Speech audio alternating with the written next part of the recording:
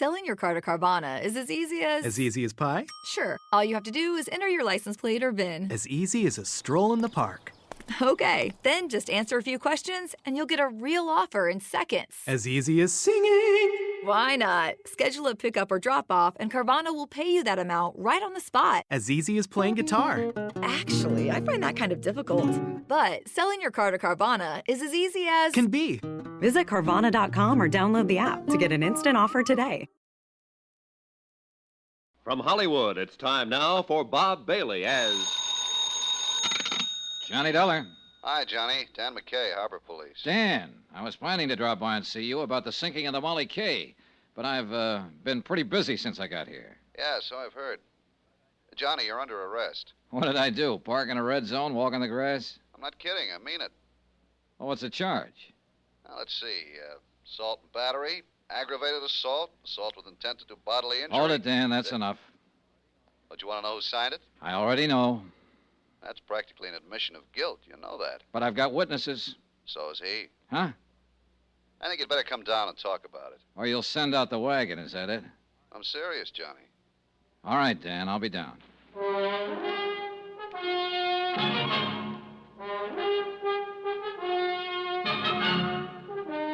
Tonight and every weekday night, Bob Bailey in the transcribed adventures of the man with the action-packed expense account. America's fabulous freelance insurance investigator. Yours truly, Johnny Dollar.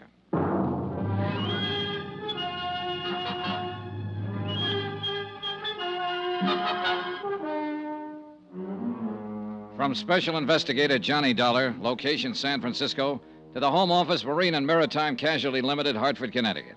Assignment, the Molly K matter. Expense account continued.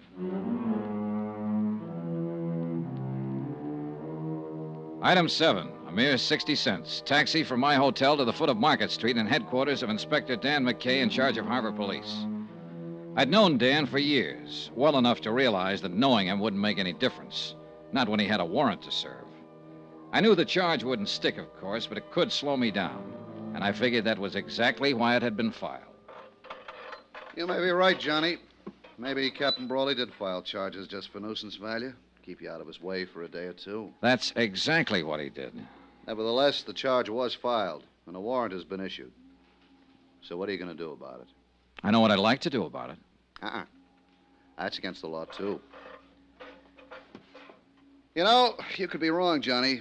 Brawley may not be guilty of the Molly K sinking. I told you the whole story, Dan. The facts add up. What do you think? I think you've got an awful strong case, but it's still based on circumstantial evidence. Well, what else is there to base it on? The rest of the evidence is out past the harbor there, out beyond the Golden Gate, a mile below the surface of the Pacific. Yeah, I know. Most of the cases we handle here in the Harbor Division are like that. Well, then you can see the problem I'm up against. Yeah, I can see it all right. That's a big harbor out there, Johnny. Biggest natural harbor in the world. A lot of square miles of water. A lot of miles of shoreline. And a lot of ways of covering up a crime. As far as disposing of physical evidence, it's true. Body can be thrown into the bay, a weapon, so on. Sometimes we recover it, sometimes we don't. It's tough, Johnny. Yeah, I imagine. Real tough. Hey, that's the SS Maritonia, arriving from Ceylon, Java, the Philippines. She'll dock at Pier 14. The cargo is probably spices, mahogany, raw ore. Nice-looking ship. Beautiful. They drive me crazy, Johnny, watching them here from the window. I should have gone to sea. Oh, well. Anyway, since we don't have physical evidence in a lot of cases, we've learned to rely on other things. Such as? The human elements, Johnny. You've turned up a lot of facts, true. You've made a good deal more progress on this case than I have. Than you have? What do you mean? Tim O'Rourke sent me the report of the inquiry board. I've been working on the case ever since. Now, you got a pretty convincing bunch of facts. But I know Captain Brawley. By reputation, at least. Look, Dan, I know what you're getting at. People who know Brawley think he's honest. O'Rourke said the same thing. Right. Tough, hard, violent temper, a slave driver, but not a crook. An honest man can get under pressure sometimes, get pushed beyond his depth. It happens every day. Yeah, but Johnny, even then, he reacts according to his pattern. Hey, here's what I'm getting at. That murder on board the Molly K just before she sank, you said Hawkins told you the man had been knifed. Now, I can see Brawley slugging somebody with fist, club, or bottle, or even shooting a man. But not a knife. It's not in his nature. That's what I mean by human elements. And you're right, Dan. I agree with you. I don't think it was Brawley who killed him. Here's the way I see it. Brawley was pressed for cash. The mortgage on his ship was due in 30 days. He was carrying that grain for Dean Sutton on a contingency basis. He might not make any money, or at least not enough. He was probably doing it as a favor to his daughter. She and Dean Sutton are engaged. Yeah, I know, So Johnny. the first time out, he tried setting that fire on board. It didn't work. One of the crew, Bill Mack, discovered it before it got started. The Molly K returned to port, and Brawley filed an insurance claim. Then he got scared off an investigation and withdrew it. That's all guesswork, Johnny. So far, his second attempt, he contacted an expert on explosives, Benny Wong. And Benny pulled off the job for him, blew the bottom out of the ship and sank it. And what about the knifing? Well, Bill Mack was suspicious. He was prowling around the hold and caught Benny in the act of setting the explosive. Benny killed him, figuring the sinking would cover for him. But by accident, Hawkins stumbled onto the body before the ship went down. Well, that adds up, Johnny. It's hard to argue with you. I just can't see a captain sinking his own ship. It's been done before. Yeah, I know. Not everybody feels about them the way you do, Dan. And $500,000 is a lot of money. That's true. But 25 years of command means a lot, too. Deep sense of responsibility. Integrity. Oh, pardon me. Inspector McKay. Oh, yeah. Just a moment. It's for you, Johnny. It was Lou Tang, Shanghai Lou. She'd called the hotel and found out where to reach me. For once, she didn't try to play games. She spoke briefly and straight to the point. And she told me what I wanted to know the most. When I hung up, I knew I was on the last lap. I had the case right in my hand. Well, what's up, Johnny? What is it? Dan, how would you like to come along and talk to the man who blew up the Molly K?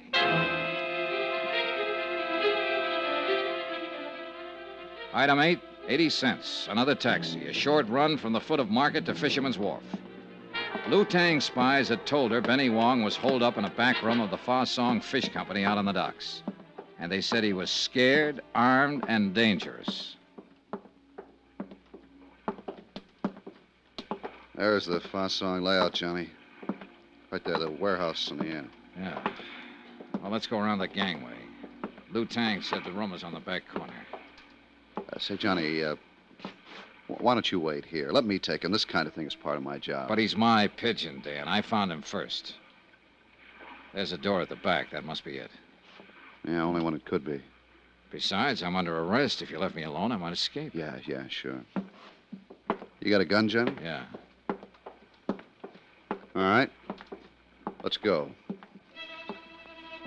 We moved quietly up to the blank wooden door opening onto the gangway over the water. There were no windows in the back wall, so we were certain we weren't being watched from inside. We stopped at the door, and McKay reached for the knob and tried it gently. It's unlocked. Good. You ready? Yeah, go ahead. Hey, what? Hold it, police officers. Drop that gun. Drop it fast. This doesn't look much like Benny Wong, Johnny. No, it doesn't. Now, look here. What do you do, Dean? Go around with a gun in your hand all the time? You're making a mistake, Dollar. I don't know any more about this than you do. Any more about what? What are you doing here, Never Dean? mind, Johnny. Here's what he means. Huh? Oh. Well. So we don't talk to Benny. Shot 3 times. Yeah. Any one of the bullets would have done the job. You weren't taking any chances, were you, Dean? I didn't shoot him. I just got here. How did you know where he was hiding? I didn't. I didn't know anything about him. I got a phone call. Somebody said to meet them here. Said they gave me the lowdown on the sinking of the Molly K. What somebody? Who was it? I don't know. Man or woman? Man, I think. Voice was muffled, so I came here to meet them. And we find you standing over a dead man with a gun in your I hand. found him like that. I figured it was a trap. I don't know anything about it. Oh, no, of course you don't. You're just a babe in the woods. Hold it, having a- Johnny. Barking up a wrong tree. What do you mean? This man's been dead for several hours. Since early morning, I'd say. And he was shot with a .45. This gun of Sutton's is a .32. So that's that. Johnny, what was the caliber of the gun you saw Captain Brawley wearing? A 45, Dan. I'll put out a bulletin and we'll pick him up. Wind up. The bets were all in. There was nothing more ahead but the showdown. Dan tore up the warrant on me, of course, and I went back to my hotel room to wait it out. That seemed the safest place to be. Brawley would be desperate now, half out of his mind. And of all the people he hated most, I was number one. So I lay back on my bed and waited. I reached my gun from the lamp table, moved quietly over to the door, and took hold of the key. Who is it? Let me in, Johnny. Ellen. Just a second. Come on in. Has he been here, Johnny? Has who been here? My father. The last time I saw the captain, he was lying unconscious on a barroom floor. I just put him there. That was last night. Yes, I know. Well, what made you think he'd be here? I don't know. Guess I thought... I don't know what I thought. Oh, easy now, honey. I'm scared, Johnny. Hold me, please. I'm so lonely and scared. It's all right, Ellen. Easy now. He came home last night after he fought with you. He was furious. Then he left again, and I haven't seen him since. Does he have his gun with him? I guess so. I don't know. I don't know anything. Help me, Johnny, won't you? Of course I will. Hold me tight. Kiss me. Ellen, Last honey, night look. when you kissed me, I wasn't scared then. I wasn't lonely. Look, honey, would you... Hold me, Johnny. Closer. Wait a second. Johnny Dollar. Dan McKay, Johnny. Yeah, Dan. We picked up Brawley on the waterfront a half an hour ago. Thought you'd want to know. What's he say?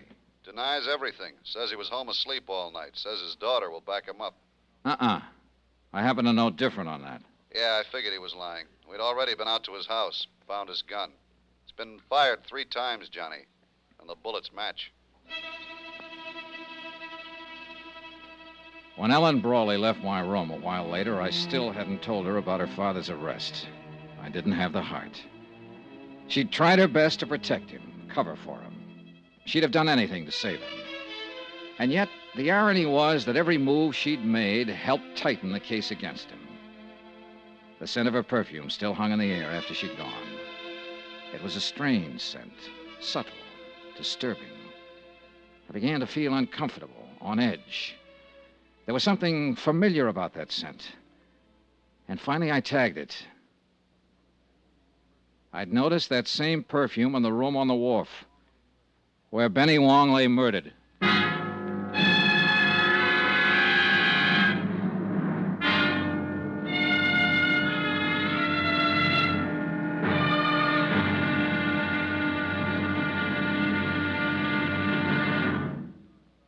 Now, here's our star, Bob Bailey, to tell you about tomorrow's episode of this story. Thanks.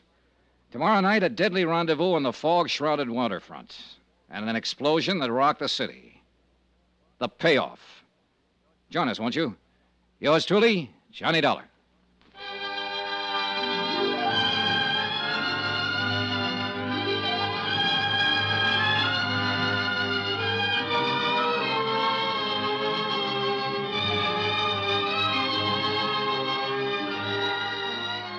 Yours truly, Johnny Dollar, is transcribed in Hollywood. Written by Les Crutchfield, the entire production is under the direction of Jack Johnstone. Be sure to join us tomorrow night, same time and station, for the next exciting episode of Yours truly, Johnny Dollar. Roy Rowan speaking.